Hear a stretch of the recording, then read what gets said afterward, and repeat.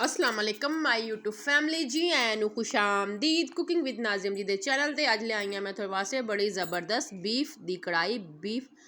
कटा कढ़ाई यानी कि बीफ ਵੱਡਾ ਗੋਸ਼ਤ ਜਿਹਨੂੰ ਆਪਾਂ ਕਹਿੰਦੇ ਆ ਬੜਾ ਗੋਸ਼ਤ ਕੱਟੇ ਦਾ ਗੋਸ਼ਤ ਅੱਜ ਮੈਂ ਤੁਹਾਨੂੰ ਆਸਾਨੀ ਨਾਲ ਬਣਾਉਣਾ ਚਾਹਾਂਗੀ ਪੰਜਾਬੀ ਜ਼ੁਬਾਨ 'ਚ ਮੈਂ ਤੁਹਾਨੂੰ ਸਮਝਾ ਦਾਂ ਜਿਨ੍ਹਾਂ ਨੂੰ ਬੀਫ ਦੀ ਸਮਝ ਨਹੀਂ ਆਉਂਦੀ ਯਾਨੀ ਕੱਟੇ ਦਾ ਗੋਸ਼ਤ तो अज मैं थोड़ा बनाना चाहूँगी बड़ी आसानी के नाल जबरदस्त जी रेसिपी आ कटा कढ़ाई रेसिपी जी अज मैं थोड़े नाल शेयर करन लगी हाँ जबरदस्त जी 1 kg मैं कटा लिया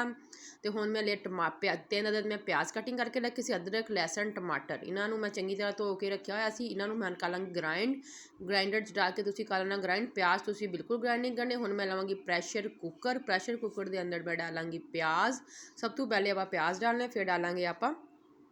ਜਿਹੜਾ बीफ ਧੋ के रखा होया चंगे तरीके ਦੇ ਨਾਲ यानी कि कट्टे का गोश्त वो मैं डालांगी दे अंदर इन्नी ज़बरदस्त हुण मैं कट्टा कढ़ाई बनाना सिखावांगी कि हर कोई थोड़ा दीवाना हो जाऊगा तुसी अपने अचानक मेहमान आ जान जे थोड़ा दिल करे कुछ अच्छा खाने तुसी ये रेसिपी फौरन बना के खा सकते हैं मज़ेदार दिलचस्प जी रेसिपी आ दावत करो तो मज़े उड़ाओ कट्टे दी ये रेसिपी बना के सब नूं खिलाओ आ देखो माशाल्लाह दे नाल इहदे अंदर जी मैं टमाटर हरियां मिर्चां अदरक लहसुन का पेस्ट डाल दिता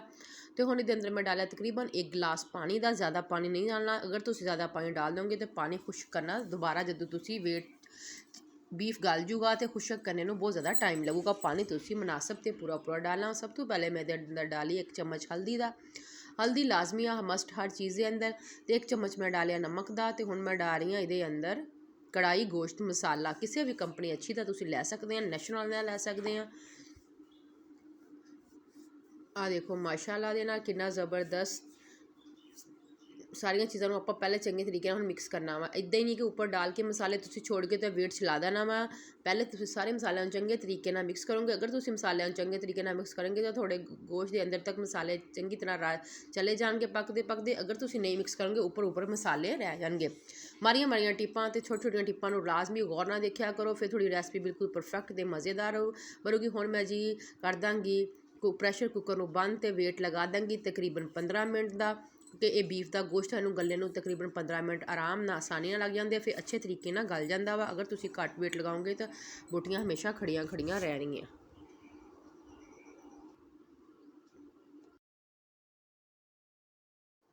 हाँ जी तकरीबन 10 मिनट हो चुके हैं 10 तो 15 मिनट हुण साडा बीफ बिल्कुल रेडी हो चुके हैं माशाल्लाह दे नाल आ देखो चंगे तरीके नाल अंदर सिर्फ हल्का हल्का पानी रह गया वा ये सिर्फ 5 मिनट के अंदर जदों आपां चंगी तरह दी भुनाई करांगे बिल्कुल खुश्क हो जाऊगा आ देखो माशाल्लाह दे नाल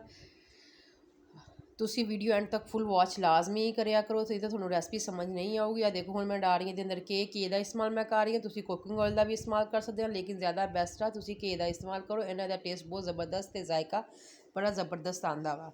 आ देखो माशाल्लाह दे नाल चंगे तरीके नाल आपां इहदी भुनाई कर लैनी आ 5 तो 10 मिनट तक अगर तुसी मेरे चैनल ते नवे आ तो मेरे चैनल को सबसक्राइब कर दो तो बैल आइकॉन के बटन को प्रेस कर दो कि मेरी हर आने वाली वीडियो थोड़े तक आसानी ना पहुँचती रहे किदां दियां मज़ेदार दियां छोटियां ते डिलीशियस जियां रेसिपियां मैं सस्तियां मैं थोड़े वास्ते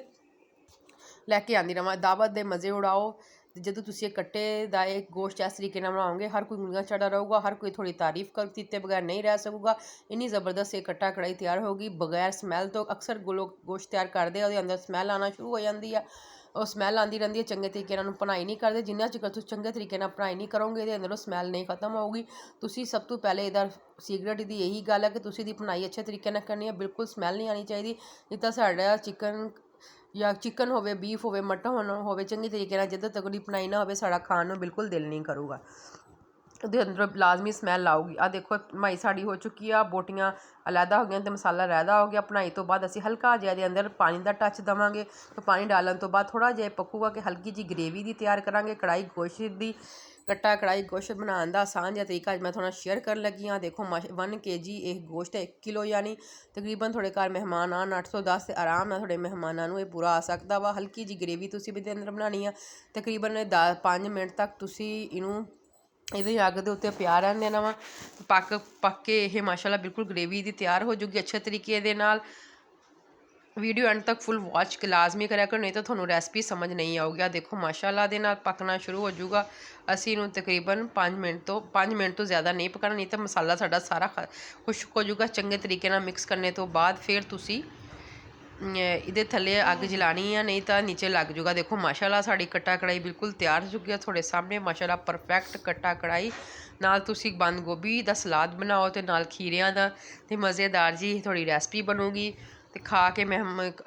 ਚੈੱਕ ਕਰਕੇ ਲਾਜ਼ਮੀ ਬਣਾ ਕੇ ਦੱਸਿਓ ਕਿੰਨੀ ਜ਼ਬਰਦਸਤ ਇਹ ਰੈਸਪੀ ਬਣੀ ਆ। ਆਪਣੇ ਮਹਿਮਾਨਾਂ ਨੂੰ, ਪਿਆਰੇ ਪਿਆਰੇ ਮਹਿਮਾਨਾਂ ਨੂੰ, ਖੂਬਸੂਰਤ ਮਹਿਮਾਨਾਂ ਨੂੰ ਇਹ ਰੈਸਪੀ ਬਣਾ ਕੇ ਖਿਲਾਓ ਅਤੇ ਆਪਣੀ ਤਾਰੀਫ ਕਰਵਾਓ। ਅਤੇ ਮਾਸ਼ਾਅੱਲਾ ਇੱਦਾਂ ਦੀਆਂ ਛੋਟੀ ਛੋਟੀਆਂ ਰੈਸਪੀਆਂ ਮੈਂ ਤੁਹਾਡੇ ਵਾਸਤੇ ਲੈ ਕੇ ਆਉਂਦੀ ਰਵਾਂ। ਆ ਦੇਖੋ ਮਾਸ਼ਾਅੱਲਾ ਦੇ ਨਾਲ ਕਿੰਨੀ ਜ਼ਬਰਦਸਤ ਜੀ ਸਾਡੀ ਕੱਟਾ ਕੜਾਈ ਤਿਆਰ ਹੋ ਚੁੱਕੀ ਆ। ਨਾਲ ਸਲਾਦ ਦੇ ਨਾਲ ਰਾਇਤਾ ਵੀ ਤੁਸੀਂ ਯੂਜ਼ ਕਰ ਸਕਦੇ ਆ ਜਿਹੜੇ ਖਾਣਾ ਚਾਹਦੇ ਆ। ਮਾਸ਼ਾਅੱਲਾ ਦੇ ਨਾਲ ਅੱਲਾਹ ਤਾਲਾ ਬਰਕਤ ਡਾਲੇ ਸਾਡੇ ਖਾਣੇ, ਅਤੇ ਸਾਨੂੰ ਨਜ਼ਰੇ ਬਦ ਤੋਂ ਬਚਾਵੇ। ਕਿੱਦਾਂ ਦੀਆਂ ਮਜ਼ੇਦਾਰ ਜੀਆਂ ਅਤੇ ਛੋਟੀਆਂ ਛੋਟੀਆਂ ਰੈਸਪੀਆਂ ਮੈਂ ਤੁਹਾਡੇ ਨਾਲ ਸ਼ੇਅਰ ਕਰਦੀ ਰਵਾਂ। ਦੇਖੋ ਮਾਸ਼ਾਅੱਲਾ ਦੇ ਨਾਲ ਕਿੰਨੀ ਜ਼ਬਰਦਸਤ ਸਾਡੀ ਕੜਾਈ ਤਿਆਰ ਹੋ ਚੁੱਕੀ ਹੈ। ਅੱਲਾਹ ਹਾਫਿਜ਼।